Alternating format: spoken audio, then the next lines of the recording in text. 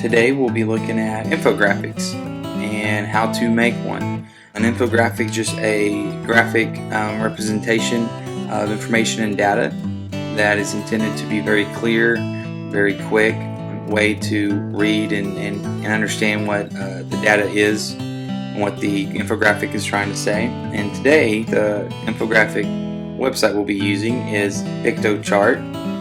It's a great tool to go in and create custom Piktochart that you can use in the classroom and presenting the information just in a different way than a normal PowerPoint would do. So we're going to go online. The website is www.piktochart.com. And once there, you'll see make your own infographic, start now. On the home page, if you scroll down, you will have a little summary of what all it does and the steps on how to do it. So let's go through these steps. Step 1, it just says hit the ground running. They have themes already in place for to use, and that's the first step in actually creating one. You'll pick the theme, and then from there you'll go in and you have the freedom to edit everything and anything on there, just like it says. There's pictures and that they offer, and you can also upload your own. And then of course the last step, step 3, is to share your infographic with the students, with other teachers, with parents, whoever it might be. And you can do that by saving it as an image where you can actually print it out. You can send it as a web link and post it on your teacher website, or you can just email it out to everyone. So when you get down the bottom, it says create your own infographic now, and let's click the I got this button. You do have to sign up, and there's different ways you can sign up. So I'm going to go ahead and log in as mine. But once you log in and make an account, there is a free one. Well, once you got logged in, you'll see you have 4 options.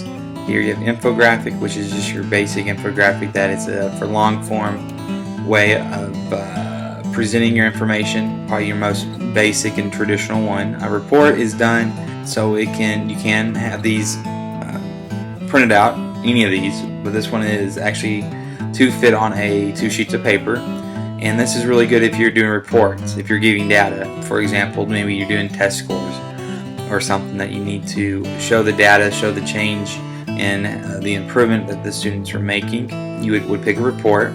Banner is a good way to maybe celebrate that report and celebrate those students increasing. So it's kind of more of like a shout out, little poster of saying, hey, we're doing a good job, or hey, we're having a extra study hall, or coming in for tutoring, or even the other end of there's a dance, a school dance or something like that you're just trying to get attention to that way. And then your presentation is done in a way that it is in blocks by a 4:3 ratio, just like most computer monitors and especially data projectors are formatted. So that way it's just a different way to do a presentation than just your normal PowerPoint or keynote presentations. So once you decide what you're going to do, you can pick either one, and down below you'll have different themes that you're allowed to choose from, and it'll tell you at the top if it's pro. So if you signed in and created a free account, there's still plenty of things you can do, and all these again are editable, and if you have that desire and that creativity, you can always create your own. But I'm going to pick one of these, this one right here. I'm going to go ahead and create, give it a name, example, and I hit click the button, and here we go. It's pretty self-explanatory. It helps you a bunch. If you've used any kind of desktop publishing program or kind of presentation program, and that it gives you pretty much the same feel to it. You have your tools up here, and you undo, your copy, paste, cut, your delete, any of your alignments with other objects. And then if you click on different blocks, as you can see, it's all done by blocks. So you don't have to edit the whole thing at once. You can kind of focus on, for example, the title, the very first top of the page. So once you're here and click on it, you'll be able to change the title. You can edit the text, but once you do that, you'll notice up here at the top you get more options. Different options. Group, if you want to group things together, you want to lock it in place.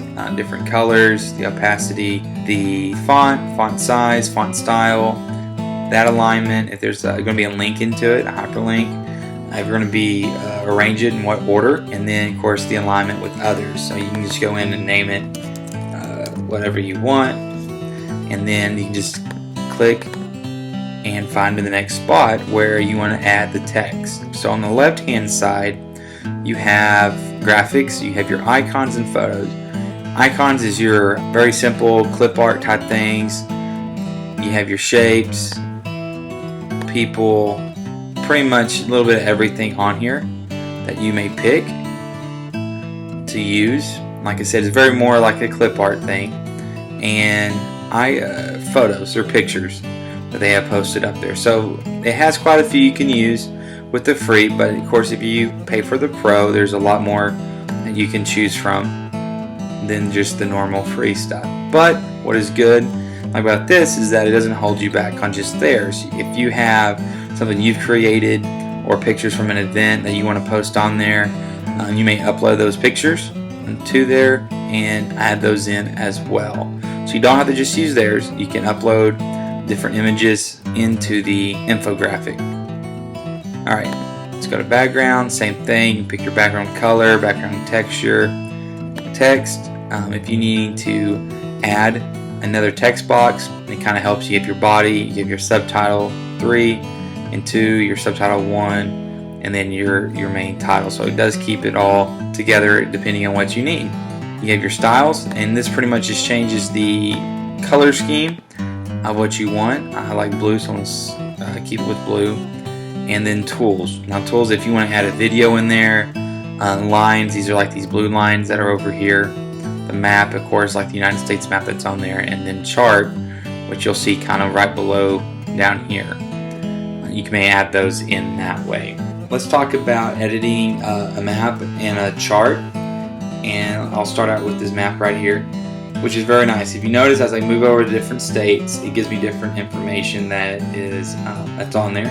If I wanted to edit this, I just double click and it'll bring up a spreadsheet over here on the right. And right now it's about area and population, and you can go in and of course you can change these to any numbers you want. And once you're done, update map, and it'll update it on here. Next is the chart, and it's the same way. I'm going to go ahead and select that block and double click, and it brings up another spreadsheet. And here you can of course change the data that you need. So if you're doing testing data, you can maybe test 1, class average up here, and then you can also change the way it actually looks here on the left. If you want a vertical bar, triangular bar, horizontal line, depending on what you're showing, doing trends over time, doing the parts of a whole, and so forth. And then up here at the top, you can give it a title, and then you can give the x-axis and the y-axis titles as well. So when you get done with that, let's click Update Chart, and you are there. So as you go through, you can create all kinds of stuff on here, and then you can go in and make and use this for us. So once we're done, it also gives us a couple other options. We can download it. We can download it as a image. This way, if you want to save it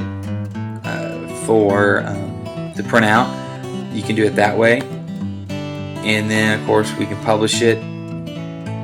And right now the only way is as a free. You have to publish it to public to everyone. If you pay for the pro, you can show only friends, or you can keep it private only to yourself. But if you're making this for a classroom, you do want it to be public so the students can see what you are creating. So you just hit publish now, and then it'll give you a link that you can email, put on there.